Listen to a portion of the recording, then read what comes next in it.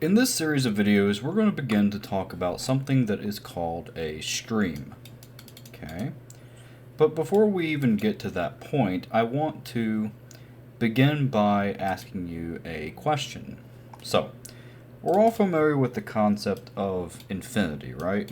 And that's a pretty terrible way to draw it, but basically, the question is, how can we represent this in Java?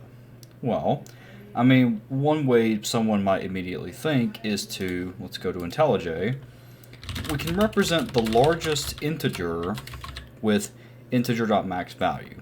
And that's great, but that's not really infinity, right? Well, the reason why is because remember that there's a limit to how big integers can be. And in fact, this value is the same thing as 2 to the 31st minus 1. Okay? So this is a finite value. This is not infinite. Then you might say, okay, well, what about double dot positive infinity?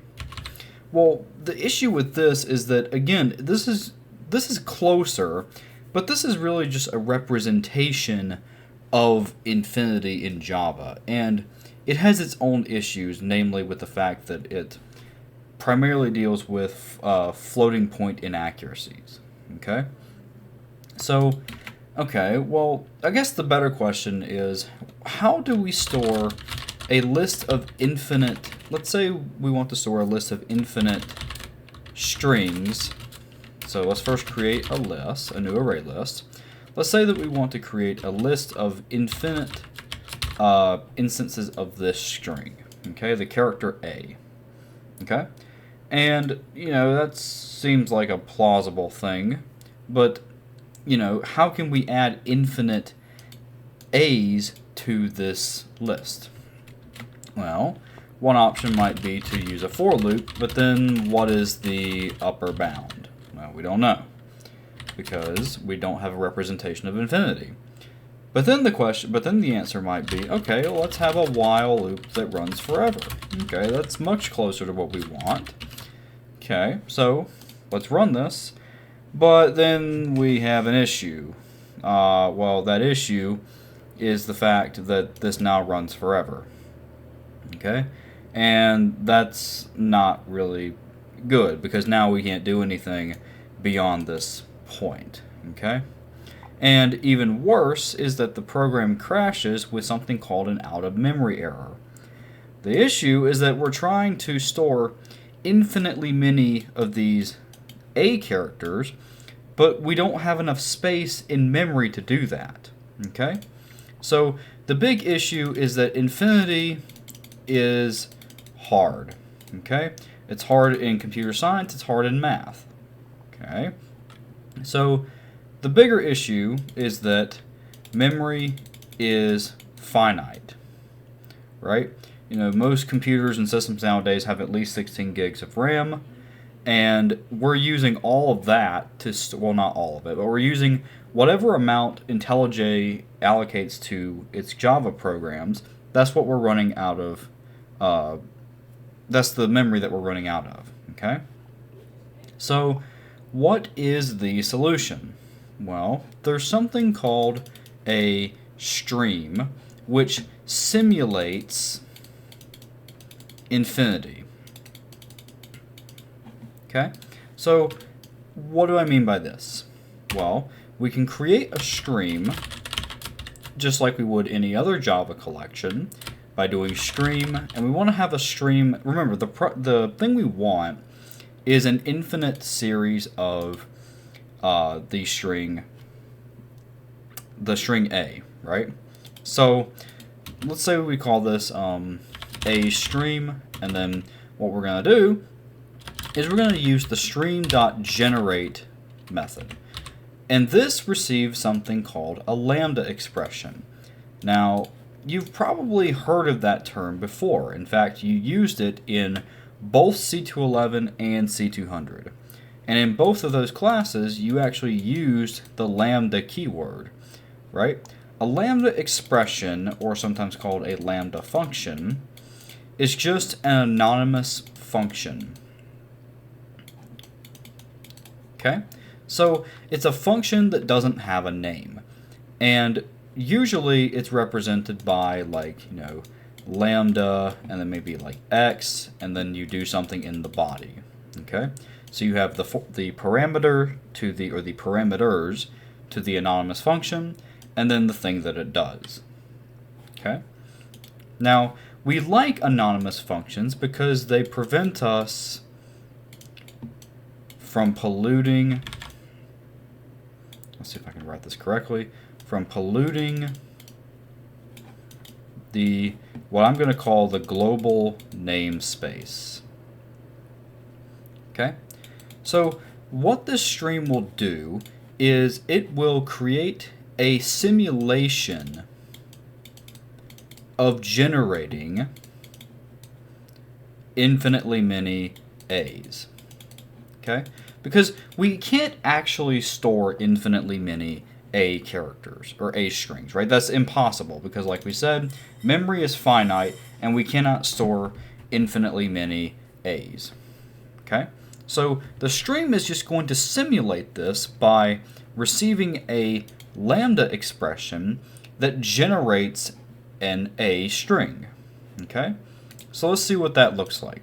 It looks like this. So we're going to have a lambda expression that receives nothing, and it returns the string A. Okay? Receives nothing, returns the string A. And we could actually replicate this with just a normal method. We could create static string, and then we can just call it whatever. But the idea behind a lambda expression is that we don't have to give a method or a function a name, right? So we can just use it in this localized context and then be done with it. Because there's no need for us to have to write a method and then just use it here. We could do that though, and the way to do that is via something called a method reference. And we can do that by doing the name of the class, so stream examples, or the name of the file that you're in, then 2 colons, and then the method name. Okay? So this says, use this method when invoking .generate. Okay? So now what we have is a way to theoretically represent an infinite number of the string A's. Okay? But what this is actually doing under the hood is something called a delayed evaluation. Okay? This is not actually doing anything right now.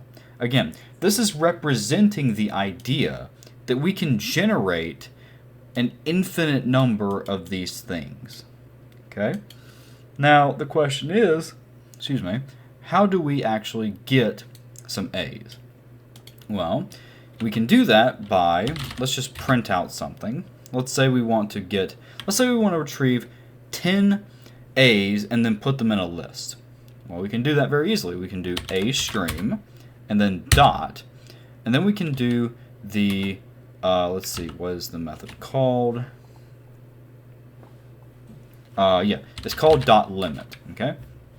So .limit is what's called an intermediate operation. What this means is that it will do something, but it will also return another stream, okay? Generate is also an intermediate operation. And again, this returns a stream. Okay? And then that thing can be processed as a stream. And then this we're going to invoke with limit, which is also an intermediate operation. And this also gives us a stream that represents the idea of getting 10 of these strings. Invoking this generate thing, or rather invoking the lambda expression that we give it 10 times. Okay? But it's important to realize that this actually doesn't do anything until we pass something, or not pass something, but until we invoke something called a terminal operation. A terminal operation is something that forces the stream to evaluate. Okay? So a terminal operation, this will force intermediate operations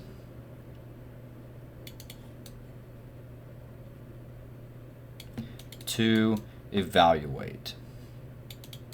Okay, so let's see what I mean by this. Let's first say that we're going to just run this. So this gets us something weird. So we don't really know nor care what this does. What we really want is a list of 10 A strings. Okay, so to do that, we can just convert this into a list.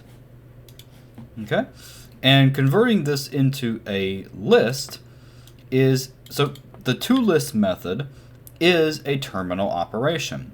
This actually forces these operations, this generate and this dot limit, to execute. So when we run it, we'll get the 10 A's that we care about. Okay? In the next video, I'll talk more about these terminal versus non-terminal or intermediate operations and why they're actually important.